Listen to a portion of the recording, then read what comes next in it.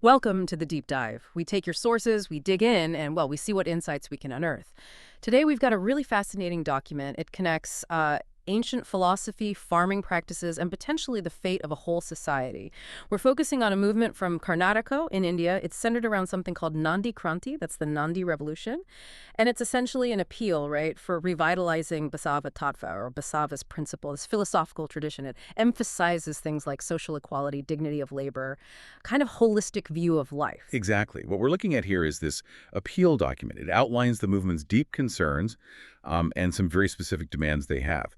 So our mission, really, in this deep dive is to try and understand this intricate web they're weaving, connecting a specific way of farming, a philosophy, and the health of the nation overall. And what really jumps out right from the start, looking at this source, is how the decline of something as, well, specific as bullock pair farming, is framed as a direct threat, a threat to the whole fabric of society. We're talking public health, even political integrity. It's quite a perspective. It really is, and we're here to help you unpack it.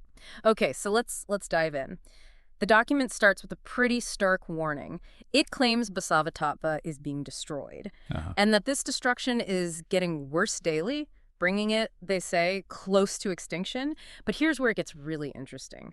The source directly links the very root of Basava Tattva to Judatu Krishi. That's bullock pair farming. Yeah, and that connection they make is, well, it's profound, both symbolically and practically as they see it. Yeah. The document argues that the Nandi, the bull statues you see, maybe in front of Sangamanatha or in temples and mutts, they symbolize this vital link, that the sort of life force of Basava Tattva depends on this Nandi lineage. Wow. And they even point to the Nandi symbols in the Indian constitution, the first part. They see that as evidence, as a testament to Basava Tattva being propagated.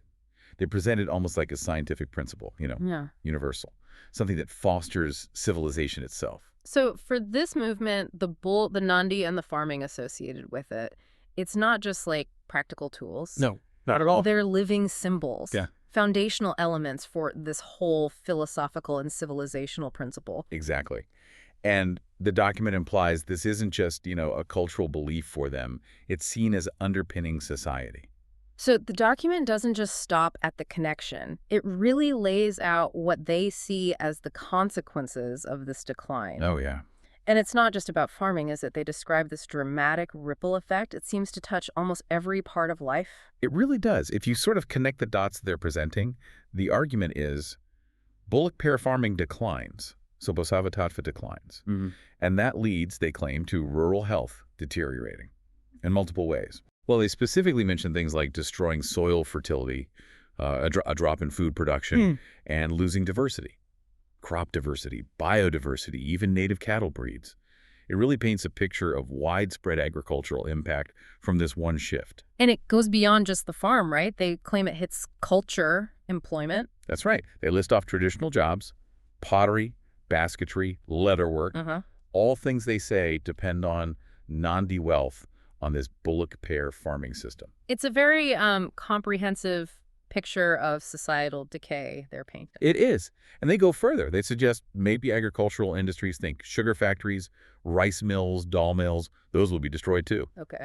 And if those go, they argue the government, education, health sectors, they lose their value, potentially pushing the executive, legislature, judiciary systems off track, as they put it. Wow, that's a huge claim, connecting farming to the branches of government. It is. They even mention an increase in diseases, physical and mental, among people. Do they offer any specific evidence for these claims? They do provide one example.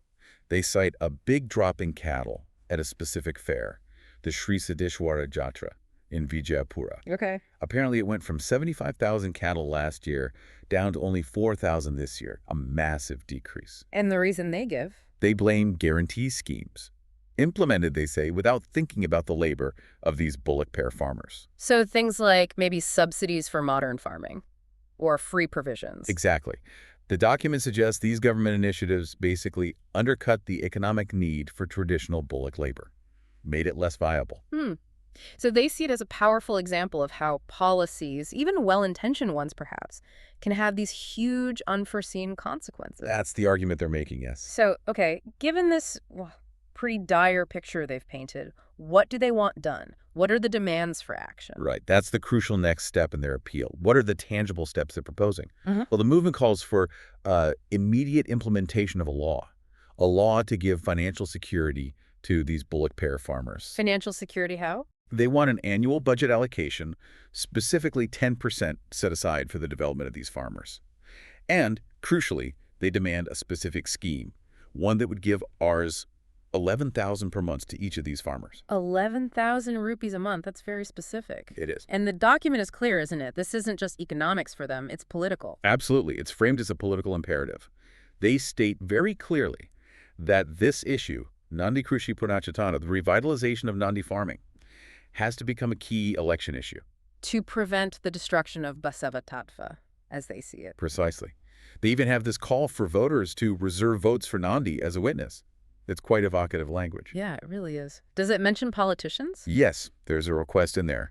A humble one, they say, for political leaders to unite, to go beyond party lines to save Basava Tattva.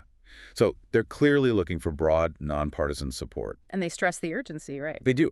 The document highlights a stark figure, that over the last 20 years, they claim an astonishing 80% of bullock pair farming in villages has been destroyed. 80%. Wow. That really underscores why they feel this is so urgent. Definitely. So this deep dive, it's really shown us how this particular movement connects the perceived health of a philosophy, Basava Tattva, to the well-being of an animal, the Nandi bull, and this traditional farming method, bullock pair farming. Yeah. And the document paints this picture where the decline of what might seem like a niche farming practice isn't just an economic blip. No, in their view, it's presented as a threat to almost everything.